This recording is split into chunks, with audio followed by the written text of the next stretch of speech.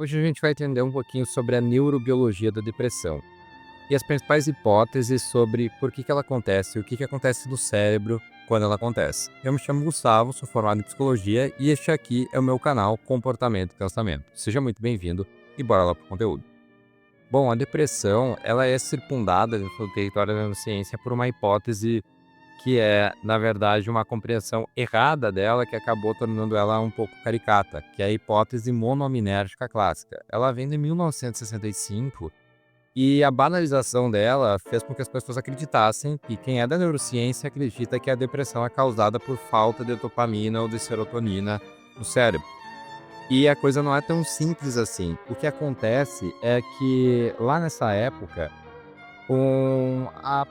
acho que daria para dizer que é a primeira geração dos antidepressivos, naquele tempo que estava sendo feita, ela contemplava a inibição da MAO. O que é a MAO?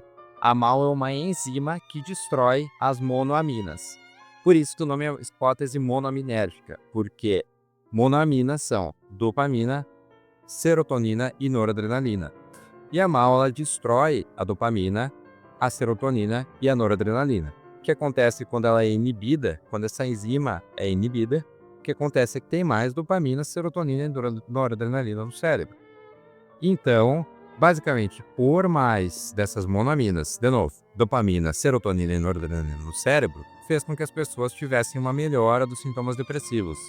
E aí começou a se difundir a hipótese de que depressão é falta de serotonina, ou falta de dopamina, ou falta de noradrenalina. Mas ninguém, pelo menos ninguém sério, acredita que é tão simples assim.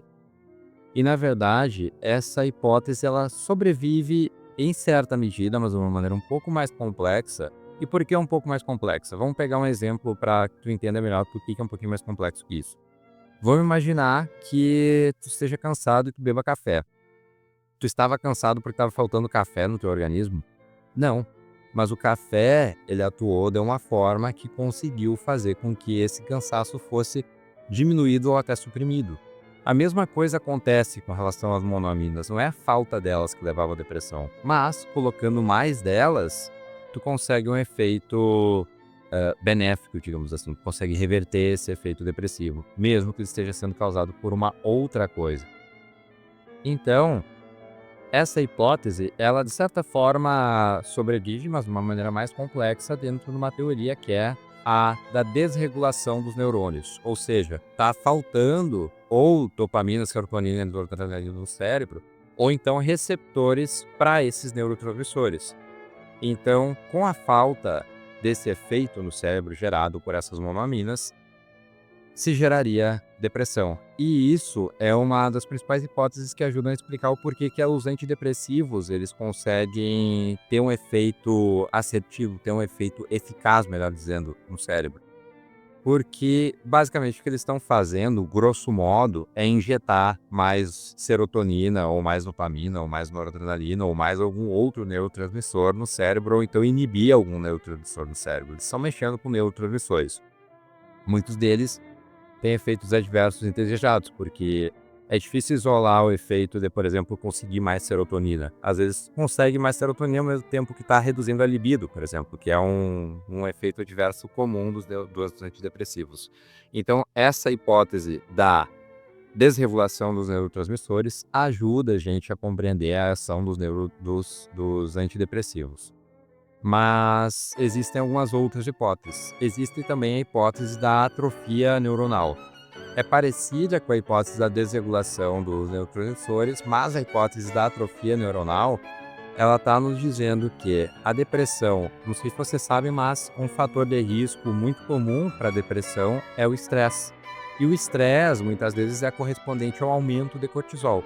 O cortisol, por si só, é necessário para a gente ter um bom funcionamento durante o dia, mas quando ele está em excesso, ele gera estresse desnecessário, ele gera estresse agudo, estresse excessivo. E quando isso se cronifica um pouco mais, os fatores de produção dessas monoaminas, eles são inibidos. Então, tu tem essa atrofia neuronal. Parece bastante com a hipótese da desregulação, né? É só um pouquinho diferente, mas é bem parecido. E a gente tem também a hipótese da inflamação, que é que a depressão, essa é um pouco mais estranha, mas faz sentido também, pelo menos em alguns casos. Que a depressão ela é resultado de uma inflamação um pouco maior. Isso não significa que tu tenha que parar de comer pão ou qualquer outro alimento que gere um pouco mais de inflamação, como tem gente que acredita. Isso é charlatanismo, pensar que parar de comer certos alimentos vai ajudar a prevenir depressão, por exemplo, ou ter curado depressão. É muito mais complexo que isso. Mas a hipótese da inflamação, ela apregoa que citocinas inflamatórias, ou seja, vamos falar de uma maneira bastante grosseira aqui para quem não entende muito bem de biologia, ou não tão grosseira assim, substâncias, vai? Substâncias inflamatórias no organismo, elas ajudam a te deixar em um estado de maior letargia, um estado de que tu queira ficar mais parado, porque tu precisa se recuperar daquela inflamação. Então, um dos efeitos disso é te deixar com o humor um pouco mais deprimido, para que tu não se movimente muito e, portanto, se cure de alguma inflamação que tu esteja tendo. Então, as principais hipóteses do porquê que ocorre a depressão hoje em dia são desregulação neuronal. Como é que ela ocorre? Por exemplo, com desregulando a tua dopamina. Então, tô se envolvendo em muitas atividades que sejam muito prazerosas e dê um pico muito grande e tu não consiga mais manter esse prazer em outras coisas. É um exemplo. Atrofia neuronal, então tu, por exemplo, se estressa demais ao longo do teu dia a dia e isso faz com que teu cortisol suba demais a ponto de teu cérebro não conseguir produzir corretamente certos neurotransmissores. Então, quando a gente pega exemplos mais práticos, dá para notar um pouco mais a diferença dessas hipóteses, né? E a hipótese da inflamação. Então, de alguma maneira, tu não tá tão bem na saúde física assim, e, correspondentemente a isso, a tua saúde mental também fica pior para que tu se recupere da saúde física. Essas são as principais hipóteses do que acontece no corpo e no cérebro quando ocorre a depressão. Se esse conteúdo te ajudou, deixe teu like, me ajuda bastante, me motiva. E recomenda esse vídeo para outras pessoas. Passa esse vídeo para alguém que tenha depressão ou para alguém que tenha tendências a ter, para que a pessoa possa compreender um pouco mais sobre o que acontece no corpo e no cérebro dela. Até mais. Depois eu vou cortar essa parte do até mais.